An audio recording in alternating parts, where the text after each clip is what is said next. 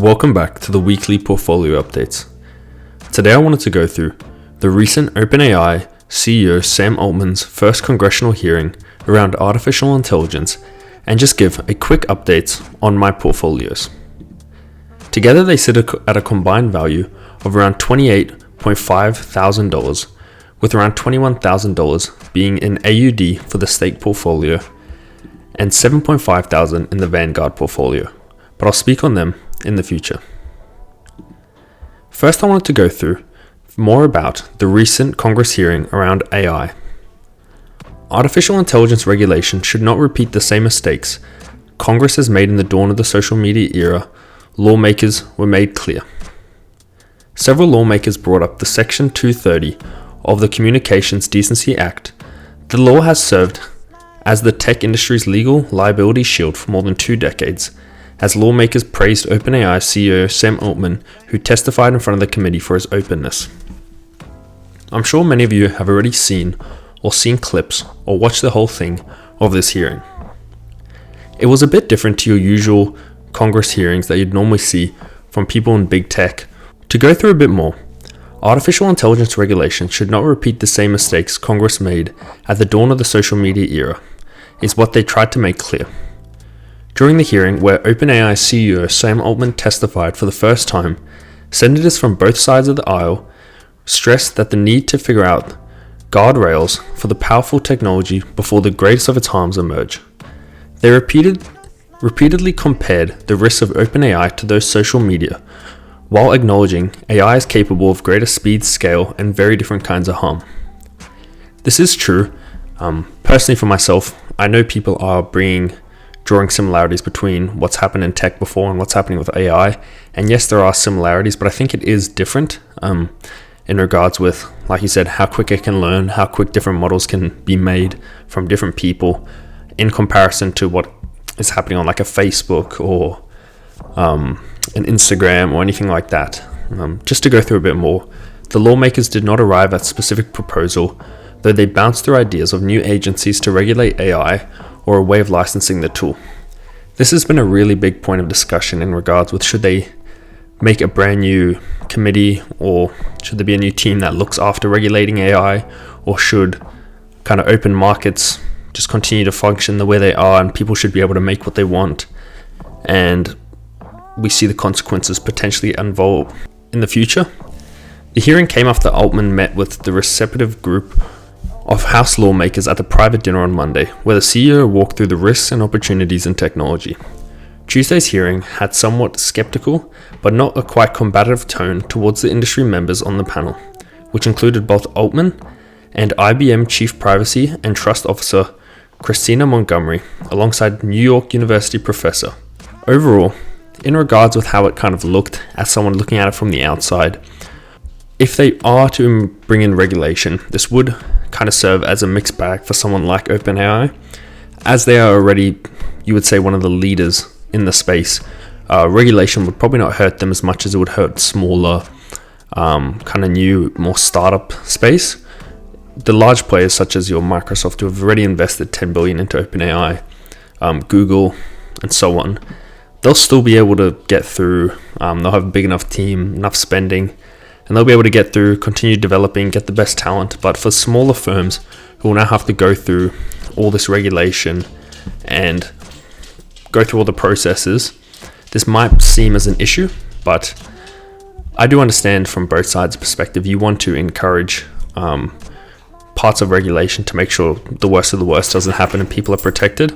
But you also want to have, like they said, an open market so that people can create new topics, can create new programs, can kind of, you don't want to stop the innovation, because if you stop the innovation, especially if it's stopped in the US, it's more than likely just going to occur overseas at another country where there's less regulation.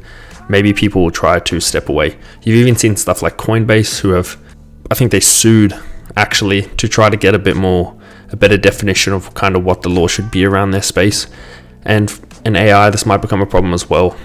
In regard with Section 230, it's something I've spoke about before. I know this happened, there was a recent case with this in Google, and there's been lots of communications and discussions around the whole Section 230 and how kind of big tech's been using it. But I'm probably not educated enough to speak on the topic, so that's a topic I'll leave out. But as someone who's tried using things like ChatGPT, using other forms platform like Bart, and you can even use it through Bing, I would say you see the use of it. You can see where there would be dangers, but I haven't seen anything just yet.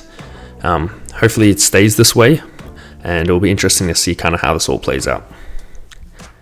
In regards with my portfolios, between the two, the first one, the stake portfolio, it's sitting at just under 14,000. It was just over before, but markets have traded down a little bit.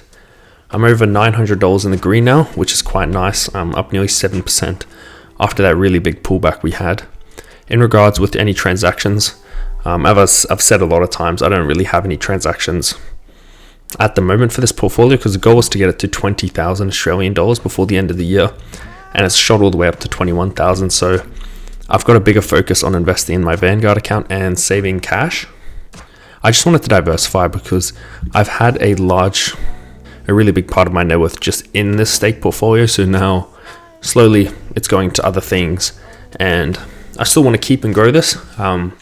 Hopefully to 40,000 by the end, or 35,000 before the end of 2024. But that is the goal for next year. And if I can slowly add into this one this year, I will. But the priority has been around this Vanguard account and to get it to 10,000. I've been tracking it and it has consistently gone up because every single paycheck I get, I put $500 at least, or $600 towards my Vanguard account. You can see I've been buying into mainly VLC. My VLC shares, I now have 68 and I've got up to nearly $5,000 invested. I've still kept my VGS shares. I want to get that to around 2,000. And then my VHY shares, I'm just leaving that for now. With the goal to get this to 10,000 before the end of the year, I think I'll comfortably hit it. And it will be nice to get that there, to tick off two boxes, thus getting my stake one at 20k and then my Vanguard to 10. That will take me to over 30k total. I'm at 2.85 at the moment, so I'm well on track with us being not even halfway through the year. Reassessing my goals, I think potentially, if I kind of put my head down and I invest a bit more into my stock portfolios, I could probably get it to around 35k.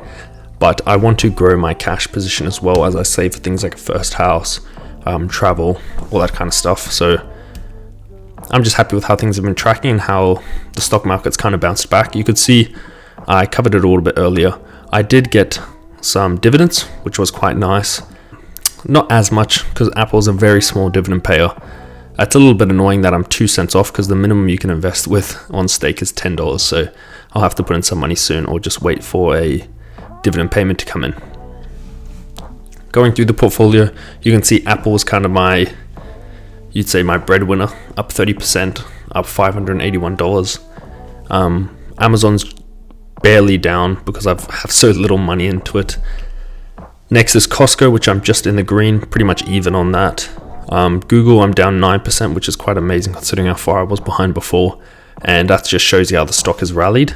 I did sell out of it, but I did a recent video kind of going through as well some shorts. And you can see how well the month has been. And looking back, I kind of wanted to just diversify. So I did sell at a bit of a lower time. And I understood it was a lower time at that point.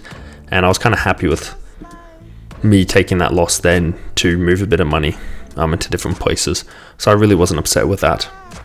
In regards with JP Morgan, I'm pretty even on that. Same with Costco. Nothing really exciting. That's again just to offer me another different position in my portfolio. Microsoft, a massive player. The goal was to never get this bigger than Apple, or was to get it around the size, and now it's grown over the size of Apple because Microsoft stock dipped for so long. I just consistently was just investing, and the next thing you knew, it actually outgrew my Apple position, and now it's up 20%, and yeah, it takes up a decent chunk.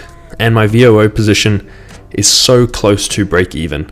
After it's been in the negative for so long now. It was in the green for ages when I first started investing, but yeah, you can see the bumpy ride it's been on, that the overall stock market's been on, but it's just something I'm waiting out. And yeah, even when I started investing, it was actually, I think it was in the 420s at one point. So we'll be able to see it here when it loads up. But yeah, it was around $420 at one point, and I was well in the green. And now my average price is around $387, so I'm only $3 off that. And getting this up, but not much has really changed. Like I said, I just invested a bit more money into VLC, but like I said, I've also been saving a lot of cash as I save for holidays and a first property. I don't really want to sell my stocks when I go for buying a house. I want to keep some of them, as I like the dividend side of things. I like tracking it on the channel. I like just seeing the growth, but it will be interesting to see what decisions I make going into 2024 as I kind of finish through the back end of this year. But that is all I wanted to kind of go through. A little bit more information around the OpenAI congressional hearing. If you want any more on that, there's plenty of videos. You can go watch it for yourself as well. I thought it was kind of good just to watch through the clips and kind of see in the direction that people, or see what people are talking about. And that's all for now. Cheers.